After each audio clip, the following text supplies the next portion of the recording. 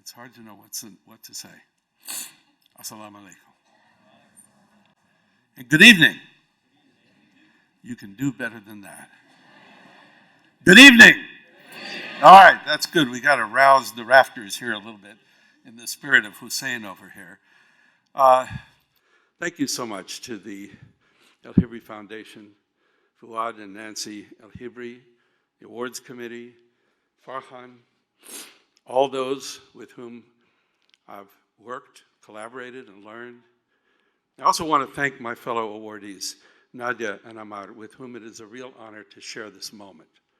Could we have a bit of applause for them as well?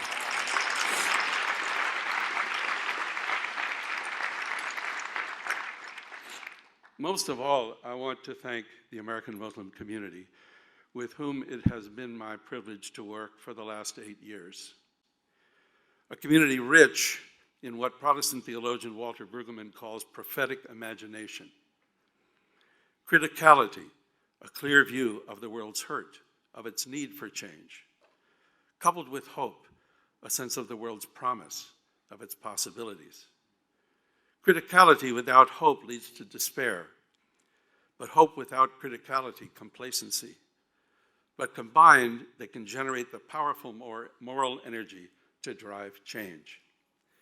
And I just want to say a word about hope. I'm not talking about flowers in May, everything's great. The definition of hope that I found most helpful was developed by Maimonides in Cordoba in the 12th century, contemporary of Ibn al-Arabi and others. And he taught that hope is about belief in the plausibility of the possible as opposed to the necessity of the probable. In other words, to be a realist is to recognize that we live in a world in which it is always probable Goliath will win, but sometimes David does. That it was utterly improbable we would elect a black man president of this country in 2007, but it happened. Hope resides in that sense of possibility that we experience in our own lives. So it's that kind of preciousness of hope that we need to draw on and that we can draw on. And, it's interesting because I think of the Muslim American community, it's sort of at the intersection of about 3 major challenges, but challenges that are benefits. First, immigration. Somebody said America doesn't have revolutions, it has immigration. Yeah, you can applaud that, that's good. The struggle of new arrivals and their children to make their way here has been a key driver of change in labor, education, politics, enterprise, and freedom. And as each wave has struggled to free itself, the result has been to open greater freedom for all the rest of us. Faith.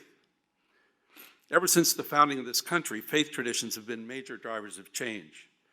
Faith has been the inspiration for the great social movements since the 19th century of temperance and abolition and suffrage and civil rights in our own time. There's a particular dimension of this faith that I want to honor, which is the deep multi-ethnic reality that exists within Islam. What we have to learn from how to be different but to be one. This is a lesson we all need to learn, isn't it? Generation. This rising generation, a younger generation, the generation making claims, who we saw up here share it with us. Young people come of age with that critical eye on the world they find, and almost of necessity, hopeful hearts. So there's always been a deep affinity between generation change and social change. So it was in my generation, and so I hope it will be, and know it will be, in this one. Now, it's a particular honor to be recognized for work in peace education. I have to say, from the perspective of job security, there seems little risk of being out of work anytime soon.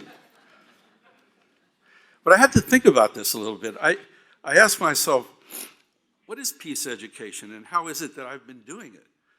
While I've certainly believed that peace is a good thing, most of my work has been more about struggle and power and change. So I began to explore the meaning of the word peace, and I learned it came from the Latin to be in agreement, to be in accord. But salam, or Hebrew shalom, have a stronger meaning, which is to be safe, in well-being, in the fullness of life. Peace does not mean the absence of conflict, but rather the presence of wholeness, of harmony, of well-being, and of life. And what of education? My mother, who was a teacher, and my father, who was a rabbi, made sure that I understood that the root of the word education in Latin, educare, means to draw out of, not to put into. That's an important distinction. The word teach itself is not tell, but to show. And the Arabic root of the word teacher, mu'alim, is knowledge. In other words, an educator is one who shares knowledge by drawing people out, enabling them, doing it more by showing than by telling, more by join me in than you go do. So peace education must be the work of enabling others to achieve not only agreement, but well-being and wholeness. But can there be this kind of peace without justice? And can justice be achieved without struggle? Protestant theologian, I seem to be on Protestant theologians tonight, Paul Tillich, argues that struggle in the form of power does indeed matter, but that without love it can never be just. On the other hand, he argues that love without power can never achieve justice. And that, in my language, is what organizing is all about. It's a form of leadership.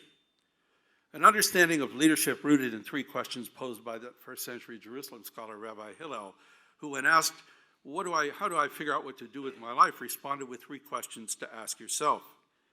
The first, if I am not for myself, who will be for me? Now, this is not a selfish question. It's meant to be a self-regarding question, to understand that if one hopes to lead, one must bring with them an understanding of their resources, their values, their commitments, and the kind of self-awareness that enables them to understand others. But the second question, he says, to ask yourself is, if I am for myself alone, what am I? Because to be a who and not a what is to recognize that we exist in relationship with others in the world. Our capacity to realize our goals is inextricably wrapped up with the capacity of others to realize theirs. And finally, he says, ask yourself, if not now, when? Now, this is not advice to jump into moving traffic. I don't think so. But it's recognition of the fact that rarely can we learn to do well what we want to do until we actually begin to do it. In other words, that understanding flows from action, not preceding it. It's a caution against what Jane Addams called the snare of preparation. Just another year of planning, we'll have the perfect plan, then we'll go implement it, and the world will totally conform to it. It doesn't seem to work that way, does it? And of course, around the Kennedy School, sometimes people think just another degree, and then I'll be ready to answer all the questions of the world, and that doesn't happen either. But organizing is a particular form of leadership that begins by asking not what's my issue, but who are my people? And what is the change they need from their lived experience? And how can I enable them to use their resources to turn into the power they need to achieve that change? It's not about providing services to clients, which is fine. It's not about marketing products to customers. It's about bringing people together to form a constituency, which comes also from the Latin constare, which means to stand together. To bring people together, to stand together, to commit together, to decide together, learn together, act together, and hopefully to win together. But my organizing journey always had a twist to answering that first question, who are my people? I grew up in settings in which I always seemed to be an outsider. The son of a rabbi who was serving as a chaplain in the American Army in Germany after World War II, my 5th birthday party was held in a children's camp where I was to give gifts rather than to receive them, all the parents having been lost in the Holocaust. As my father moved from congregation to congregation, it was always in small Jewish communities where Friday night services always meant football to everybody else. But I was also enriched by the Passover Seder at which that story was told with food of the journey from slavery to freedom. I became fascinated by the character of Moses, the Jew who is an Egyptian, who is of the oppressed but raised in the house of the oppressor, who, experiencing anger as he struggled with his identity, had to flee to the desert, which is where you go to figure stuff out in the Bible, and found his calling with the mentorship and father-in-law of a Midianite priest, yet another people, Nebi Musa and Nebi Shai, both central figures in our traditions. For me, it was in Mississippi where I was to find my calling. I volunteered for the Mississippi Summer Project, also as an outsider, but to support the work of African-American organizers acting in the Christian tradition at its best. Shortly after the 1965 Voting Rights Act passed, a law that enabled us to require registrars, to enable federal registrars to take over county courthouses where the local registrars had refused to register African Americans for decades. We were gathered in a small meeting to decide who would be first to go up to the courthouse in a town called Liberty, Mississippi. 3 years before, an African-American man who tried to register, Herbert Lee, at the moment he came out of the courthouse, he was shot and killed by the state senator. Self-defense. That night, the group was deciding who would be first. One of the contenders was his son, Herbert Lee Jr. Another was a man named Ben Faust. Now, Ben was hunched over. He claimed to be 105, born a slave, but there was one thing he wanted to do before dying, and that was register to vote. The next morning, what a moment to accompany him up to that courthouse and become the first black man to register since Reconstruction. Now that, to me, wow, that was real stuff. And it was in that work that I discovered that I could strengthen my own agency by enabling the agency of others.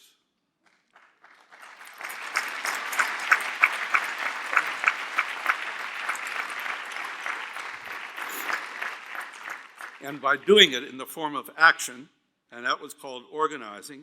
So it was in California, working with Cesar Chavez in the Mexican community, rooted in the Roman Catholic Church, that I learned my craft. And it's only when I returned to school after many years away that I learned that the very same calling could lead me to teaching. And that first night of the first session that we did together here at El-Hibri across the street, I knew I was in the right place. We were in a large room on the second floor. And just before I began to speak, I saw this tapestry on the back of the room. And on this tapestry was a depiction of Nebi Musa confronting the priests of Pharaoh with his staff that turned into a snake. And I realized at the same time it was the first night of Passover. And I realized there is no other place I would rather be than with this community at that place at that time. For me, the richest form of organizing or educating for peace has been crossing the usual boundaries, not to remove them, but to appreciate the energy, the beauty, and the learning that is to be had by honoring them. As it is written in the Quran in chapter 49, verse 13, O mankind, truly we created you from a male and a female, and we made you peoples and tribes that you may come to know one another, not despise one another, and that the best among you shall be the most conscious of God.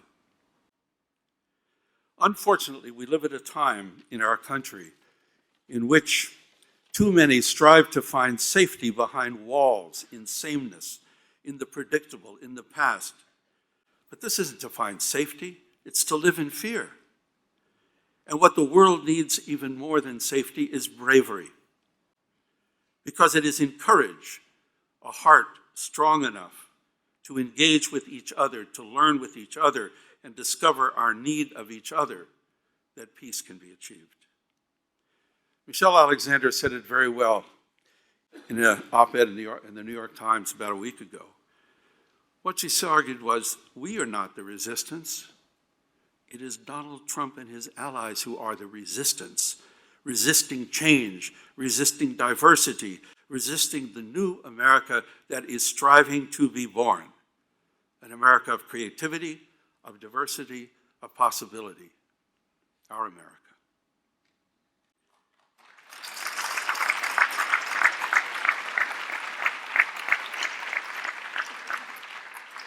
This is the peace for which we yearn.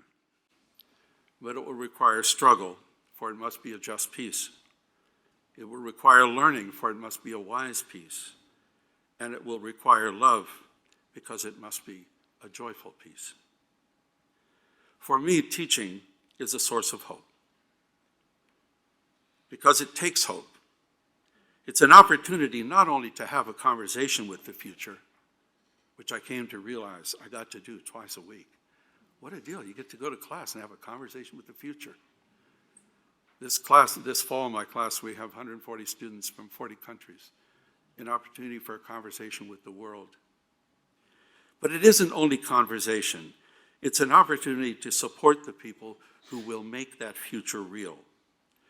This is why I'm so grateful to have been given the opportunity to contribute to the Muslim American community, its organizations, and most especially its emerging leadership, who have grown up with critical eyes, but who enact the spirit of hope every single day in their everyday work. So I'd like to ask those who I've been given the opportunity to work with in this way to please stand up. Who's been in the workshops? Who's been in the, I know Farhan stole my thunder a little bit here. But. And would all those who will support their work please stand up? All those who will support their work.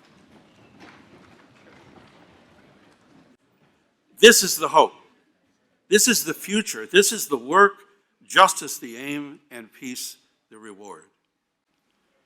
I'd just like to conclude with a few words of blessing from the Hebrew Bible, Book of Numbers, chapter 6, verse 22. May the Lord bless you and keep you. May the Lord make his face to shine upon you and be gracious unto you. May the Lord lift up his countenance upon you and give you and us all peace. Thank you very much.